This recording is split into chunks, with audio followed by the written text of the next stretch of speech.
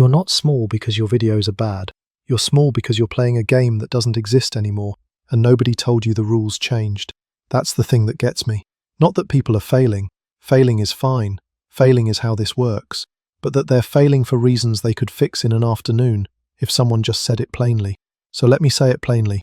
Most small creators are operating on a mental model of YouTube that was accurate in 2017.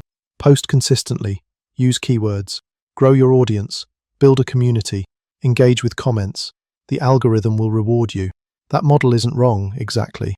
It's just incomplete in a way that will grind you into dust if you follow it faithfully for 2 years and then wonder why nothing moved. Here's what actually happened to YouTube, and why the advice everyone's still repeating has a slow leak in it. YouTube used to be a subscription platform. You subscribed to a channel. The channel uploaded. You watched. Growth meant convincing people to subscribe, and subscribers meant views, and views meant growth. The whole ecosystem ran on that loop.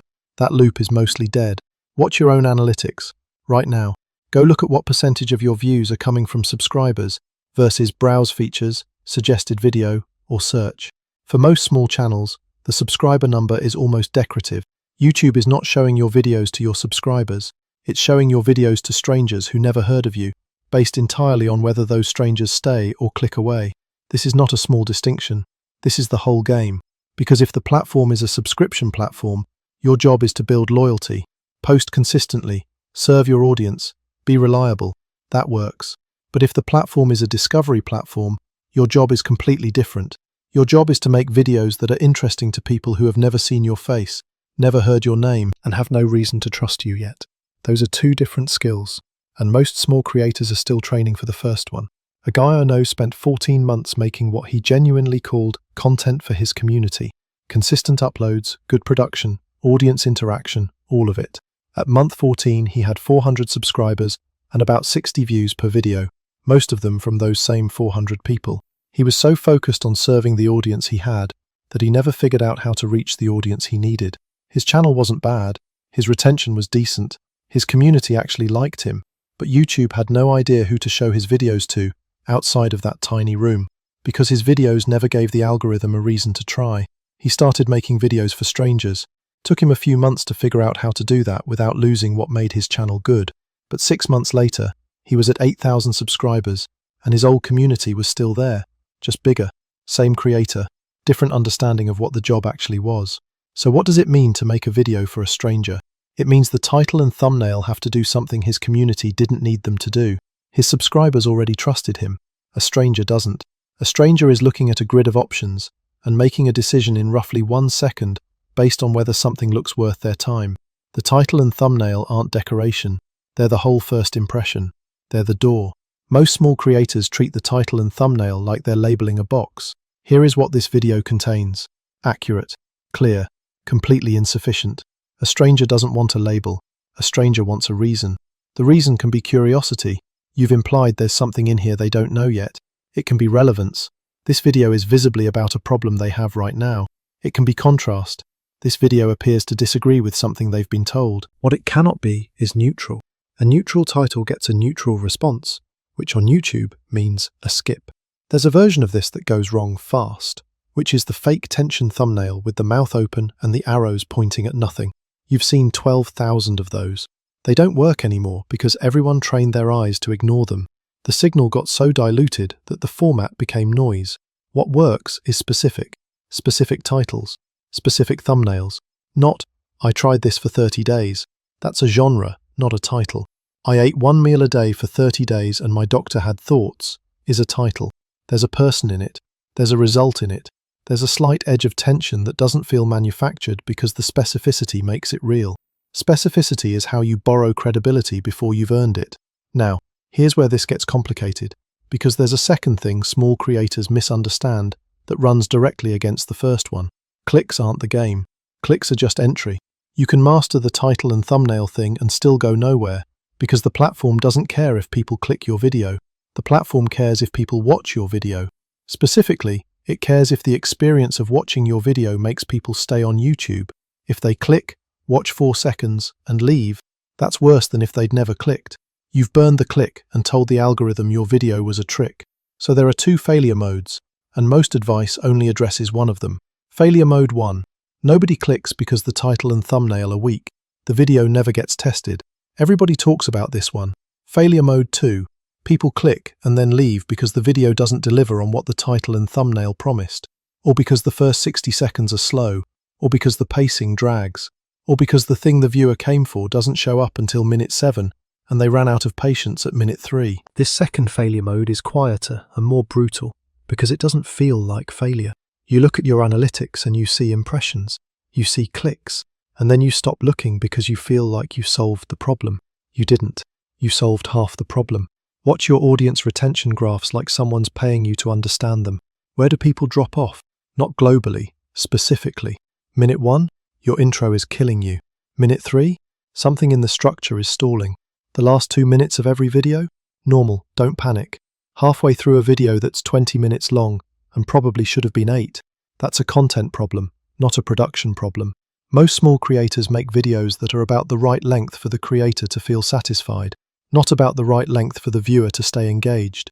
These are different lengths, usually by about 30 to 40%. Here's the thing about YouTube time. The viewer's time is sacred, and yours is not. I don't mean that philosophically, I mean algorithmically. The platform is measuring whether your video is worth the time people are spending on it, relative to everything else competing for that same time. You are not competing against other small creators. You are competing against the best video on that topic that's ever been made. Whatever Netflix recommended last night, and someone's cousin sending them a funny clip. Every minute of your video is a minute your viewer could have spent elsewhere. You have to justify every single one. That's not a pressure thing. That's just an accurate description of the situation. A tighter, faster, more ruthlessly edited version of your video is almost always better than the version that feels more complete to you. The feeling of completeness is a creator feeling. The feeling of time well spent is a viewer feeling. Those are not the same. There's a craft conversation buried in here that most small creator advice never gets to, which is that YouTube retention is really about story structure. Not in some pretentious screenwriting way, in the very basic way of, is there a reason to keep watching, and does that reason stay alive? The reason can be anything, a question that hasn't been answered yet, a process that hasn't been completed, a situation that hasn't been resolved, a comparison that hasn't been made. The viewer stays as long as there's something unresolved in the air. The second everything's resolved, they leave. This is why the best YouTube videos feel like they're always slightly ahead of you. You answer one question and immediately create the next one. You resolve one tension and immediately introduce another. It's not manipulation, it's just how sustained attention works. The brain stays engaged when there's a small, outstanding balance of curiosity. The second that balance hits 0, attention moves on. Most small creator videos resolve everything too early and then spend the last 4 minutes explaining what was just resolved. Okay, now the part that nobody wants to hear. Volume matters, but not the way people think. The common advice is, post consistently. This is true. It's also almost useless as advice, because it doesn't tell you what consistent posting is actually doing. People treat it like a tribute payment. Upload enough videos, and the algorithm will reward you. That's not what's happening. Volume matters because YouTube is a sample size problem. Any single video might underperform for reasons you can't fully control. The topic didn't land. The timing was bad. The thumbnail lost to a competing video that week. You need a large enough sample that your best videos can do their job, which is finding new audiences and pulling them back to your channel. If you only have 6 videos, even a great video has nowhere to take anyone who finds it. But volume without iteration is just noise. If you're posting twice a week and watching your retention graphs and noticing that your intros are slow and not changing anything about your intros, that's not consistent posting. That's consistent doing the same thing. The creator who posts once a week and actually changes something each time is running laps around you. The compounding thing on YouTube isn't subscriber count, it's skill. Every video should be teaching you something specific about your own channel's behavior that you can use on the next one. If you finish a video and you didn't learn anything about what works and what doesn't, you just made a video. If you finish a video and you know exactly what you're going to do differently next time, you just got better. Those two versions of the same creator have very different channels in 18 months. There's a creator named Marcus.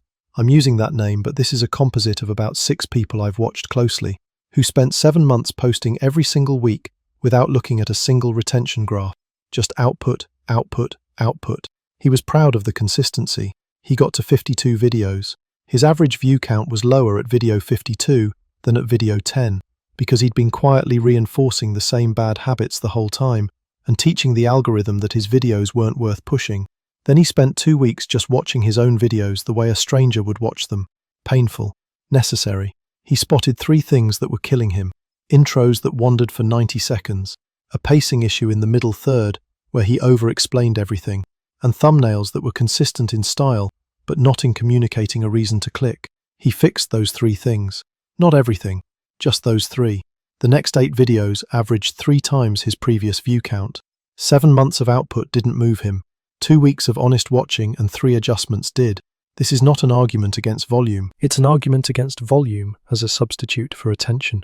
One more thing, because I said I'd say it plainly. Small creators dramatically underestimate how much the topic selection matters before any of this other stuff is relevant. Not niche, topic, individual video topic. You can be in a perfectly good niche and make a video on a topic that has no search demand, no browse potential, and no compelling reason for a stranger to click it. That video will not perform. Not because you made it badly, because you aimed at nothing. The question to ask before you make any video is, who is this for, and why would they watch this instead of something else? Not who is your audience in general. Who is the specific person who is going to discover this specific video, and what do they need to be feeling in order to click it? If you can't answer that, you don't have a topic. You have a subject. Subjects are what textbooks have. Topics are what videos have. The practical version of this: before you make a video, type the core idea into YouTube's search bar and see what comes up. Not to copy what's there, to understand what's already competing for this viewer's attention. If the top results are from massive channels with millions of views, that's not necessarily a reason to avoid it, but it is a reason to be different rather than similar. If there's nothing there, that might mean demand is low. If there are mid-sized channels doing decent numbers on a version of this topic, you may have found the window. This is not keyword research in the 2014 sense. It's audience research. It's figuring out where people are already going to look for something you could give them. The creators who figure this out early start accumulating small wins that compound. The creators who skip it spend years making videos they're proud of for audiences that never found them. Here's where I leave you, because this is actually the whole thing compressed.